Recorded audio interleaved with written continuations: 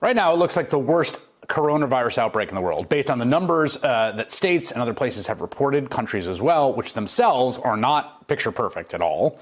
But based on the data we have, the worst outbreak appears to be New York City. Listen to this statistic.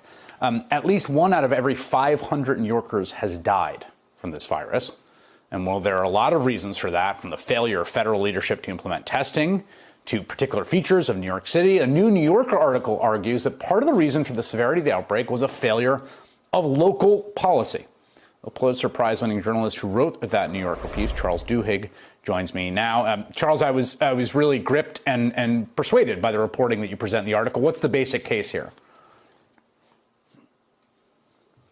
The basic case is that at the beginning of a pandemic, we have this very unique opportunity, a window, when if the leaders say the right things, and particularly if they put the scientists front and center, we can convince people to stay home. And in Seattle, they did that very, very ably. In New York, it was much more muddied and complicated. And as a result, during this communication crisis, which is what a pandemic really is, as much as a medical and health crisis, New York failed. And as a result, we saw cases explode. I think I'm going to play some of the things the mayor said, and again, stipulated as we have throughout all of the coverage, even the first block about the president. This is hard. All this stuff is hard. But it was fairly clear the mayor's view of this early on, even in the first 2 weeks of March, was not like, ring the alarm, this is the time to shut it all down at all. Take a listen to some of the things he had to say during that period. Where do we stand right now from New York and then from what you know about what's happening in cities around the world? You know, Franklin Roosevelt, the famous quote, we have nothing but fear itself. For the vast majority of New Yorkers, life is going on pretty normally right now, and we want to encourage that. If you love your neighborhood bar, go there now. Some places are closing schools en masse. We think that's a mistake. St. Patrick's Day parades in Dublin, in Boston, in Denver have been canceled. What is the status of New York City? It's not a slam dunk to say this is something that should be instantly canceled. It is a slam dunk by March 11th to cancel the St. Paddy's Day parade. And that to me was such an indicator that the mayor did not have his eyes on the scale of this. What does your reporting say about that? Well, Dr. Tom Frieden, who used to be the commissioner of public health here in New York and was also the head of the CDC, he estimates that if de Blasio and Cuomo had shut down New York 10 days earlier, we would have seen 50 to 80% fewer deaths in the state. And what's going on here is sort of two things. The first is, if you'll remember, de Blasio has gotten a lot of applause in the past, particularly with the Ebola outbreak, for being very aggressive about saying, don't panic, don't overreact. We need to keep New York going, even if we have a couple of situations of illness.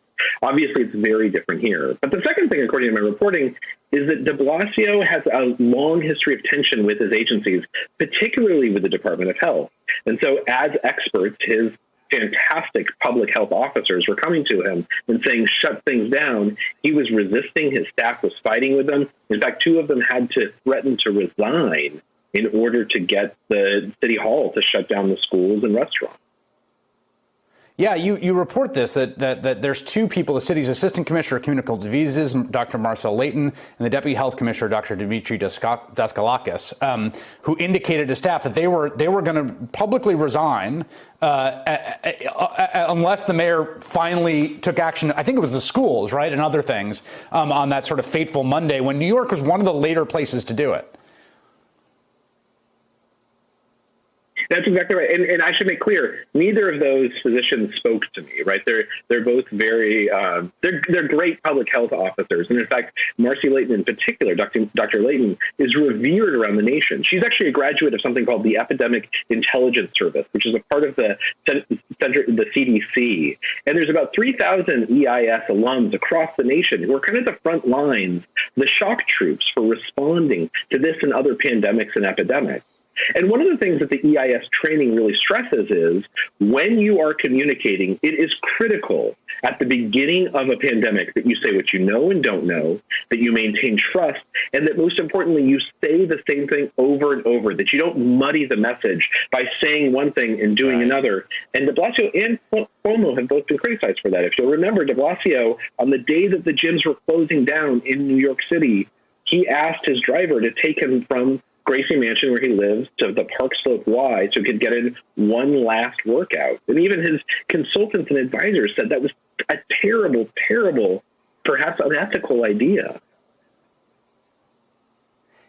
What finally is a lesson here about what Seattle did in terms of the messaging they gave, the consistency of it, and also sort of not moving too quickly, but moving in a very specific way towards what ended up being a sort of full shutdown?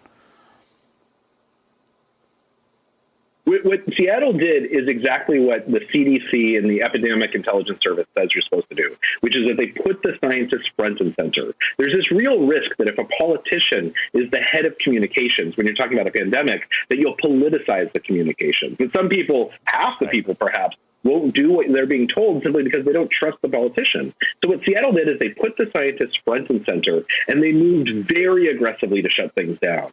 In fact, Dr. Jeff Duchin, who is the head of public health for Seattle-King County, he went to one of the top politicians and he said, look, we need to shut things down immediately.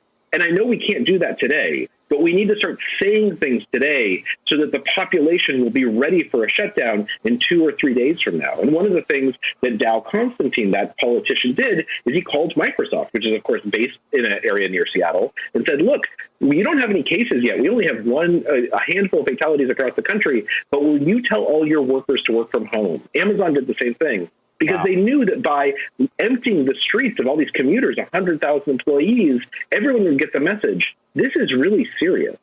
Something's going on. When the government says stay home, we should stay home. All right, Charles Duhigg, thank you so much for sharing that great reporting.